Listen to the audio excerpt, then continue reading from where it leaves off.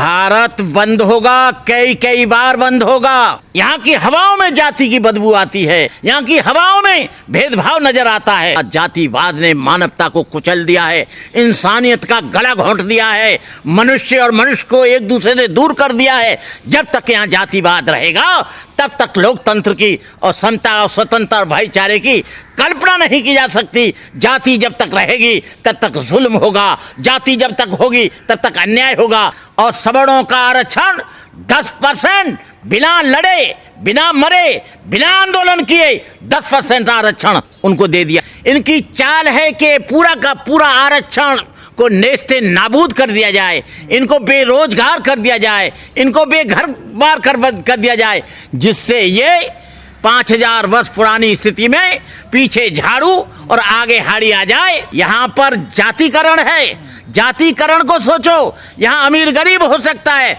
गरीब अमीर हो सकता है, लेकिन यहाँ ब्राह्मण अछूत नहीं हो सकता, अछूत ब्राह्मण नहीं हो सकता। इसका वर्गीकरण करो। कोर्ट को ये देखना चाहिए, इस बात का पता लगाना चाहिए कि यहाँ सबसे ज्यादा जमीन किसके पास है, सबसे ज्यादा यहाँ बड़े बड़े पदों पर कौन बैठे हैं, बड़े बड़े शहरों में मकान किनके हैं, सबसे ज्यादा शिक्षा संस्थानों में कब्जा किसका है, सबसे ज्यादा मिलिट्री में किसका कब्जा है, सबसे ज्यादा रक्षा मंत्रालय में किसका कब्जा है, सबसे ज्यादा प्रधानमंत्री कार्यालय में किसका कब्जा है, सबसे ज्यादा राजदूत कौन है, सबसे ज्यादा यहाँ मंत्रालय किसके पास है। ये से क्रीमी लेयर में नहीं देखेंगे, वो इसको क्रीमी लेयर में देखेंगे कि क्लर्क कौन हो गया, कौन व्यक्ति एक शेड्यूल कास्ट का व्यक्ति आईपीएस हो गया, कौन आईएएस हो गया। अरे क्रीमी लेयर लाकर तुम इसी समाज को बांटना चाहते हो। मैं पूछना चाहता हूं कि हजारों साल से, 5000 साल से शिक्षा पर किसका अधिकार रहा। मंदिरों में कौन सबसे ज्यादा पुजारी हैं, सबसे ज्यादा संसाधन, बड़ी बड़ी गाड़ियां, बड़ी बड़ी कारें, बड़ी बड़ी फैक्ट्री किसके पास हैं। अरे ये क्रीमी लेयर के साथ साथ यही एक दे दो, जिसकी जितनी संख्या भारी उतनी उसकी हिस्सेदारी। जब देश 15 अगस्त 1947 को स्वतंत्र हुआ, सबसे ज्यादा कब्जा जमीनों पर और जायदादों पर उन लोगों ने किया जो लोग हर बात से सक्षम थे। और मुझे कहने में कोई राय नहीं है, वो लोग थे जो ब्राह्मण क्षत्रिय वैश्य थे। बाकी जो शूद्र जाति में 6743 जातियां आती हैं, चाहे वो बैकवर्ड की हों या शेड्यूल कास्ट की हों, चाहे वो जनजाति की हों, चाहे आदिवासियों की हों, चाहे भीलों की हों, चाहे लोहारों कुम्हारों की हों, यादव की हो, पाल की हो, उनको सारे संसाधनों से दूर कर दिया। इसलिए डॉक्टर अंबेडकर ये जानते थे कि इनके साथ अन्याय होगा, इनको सही हिस्सेदारी नहीं मिल पाएगी। इसलिए डॉक्टर अंबेडकर लंदन से कम्युनल राइट लाए थे कि हम लोगों को एक तरफ हिस्सा दे दो, बाद बाकी तुम चाहे जो ले लो।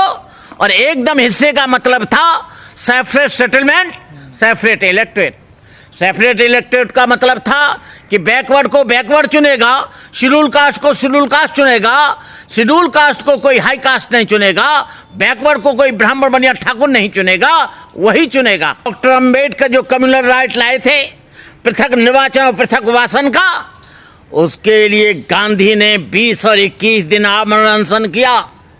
जब डॉक्टर अंबेडकर ने देखा कि गांधी मर जाएगा, तब डॉक्टर अंबेडकर ने कहा यह बहुत बुरा हो जाएगा, मेरे लोगों की हालत खराब हो जाएगी, मेरे लोग झोंपड़ियों में रहते हैं, मेरे लोग कच्चे मकानों में रहते हैं, मेरे लोग जंगलों में रहते हैं।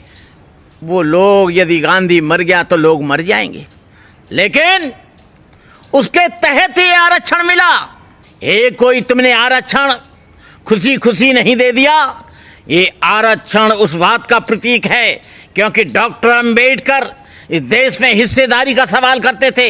इस देश में जमीन में से जमीन, मकान में से मकान, दुकान में से दुकान, सोने में से सोना, चांदी में से चांदी, बागों में से बाग बटकर उतना हिस्सा बैकवर्ड और शेड्यूल कास्ट को दे दिया जाए जिससे उनके साथ नाइंसाफी ना हो।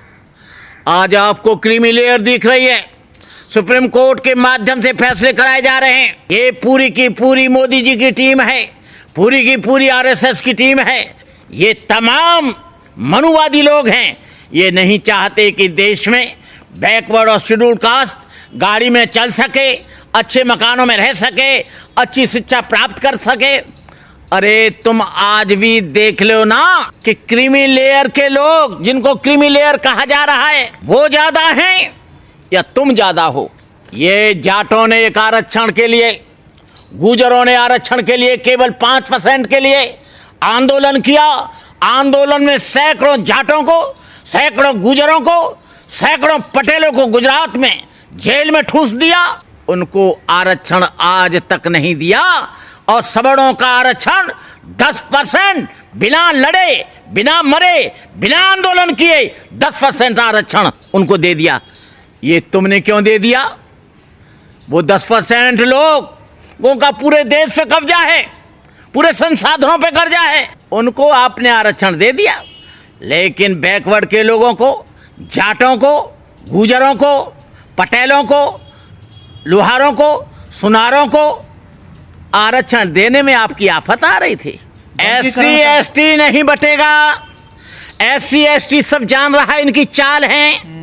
जो लोग SC ST के गांव वाले आएंगे, इनकी चाल है कि पूरा का पूरा आरक्षण को नेस्ते नाबूद कर दिया जाए, इनको बेरोजगार कर दिया जाए, इनको बेघर बार कर दिया जाए, जिससे ये 5000 वर्ष पुरानी स्थिति में पीछे झाड़ू और आगे हाड़ी आ जाए। जो लोग बच्चे हमारे आते हैं रिटन टेस्ट में 300 में 250 नंबर लाते हैं, लेकिन उनको इंटरव्यू में फेल कर दिया जाता है, क्योंकि इंटरव्यू में 100 में से उनको 5 और 10 और 15 नंबर मिलते हैं। दूसरे लोगों को जो रिटन टेस्ट में कुछ भी नहीं आता, उनको 100 नंबर में 100 दे देते हैं, 90 दे देते हैं, और वो इंटरव्यू में पास होकर, हमारे लोग ऐसा बैकवर्ड के साथ हुआ, शेड्यूल कास्ट के साथ हुआ। ये इनकी चाल है।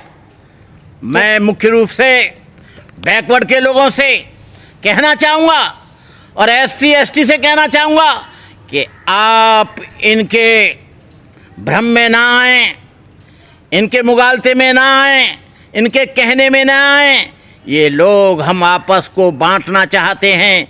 हम लोग नहीं चाहते क्रीमी लेयर हो, हम नहीं चाहते हैं कि शेड्यूल कास्ट में भी एक वर्गीकरण हो, हम नहीं चाहते हैं कि ST ST और बैकवर्ड का वर्गीकरण हो।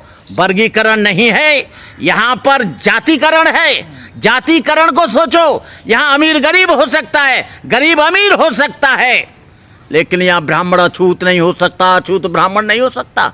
इसका वर्गीकरण करो। सबसे पहले तुम यदि इस देश में वर्गीकरण करना चाहते हो, सारे लोगों को आप क्रीमी लेयर में लाना चाहते हो, तो आप एक सदन में एक कानून ले आओ कि कोई सरनेम नहीं लिखेगा, पांडे नहीं लिखेगा, चतुर्वेदी नहीं लिखेगा, द्विवेदी नहीं लिखेगा, शर्मा नहीं लिखेगा, पांडे नहीं लिखेगा, राजपूत नहीं लिखेगा, ठाकुर नहीं लिखेगा। इसको भी एक ले आओ। लेकिन उनका मनोबल इतना ज्यादा हो जाता है, मैं देखता हूं सरकारी कार्यालयों में वहां पर पट्टिका लगी हुई है, कौन फलाने पांडे IPS, फलाने राजपूत IAS, फलाने मुंसिफ मजिस्ट्रेट।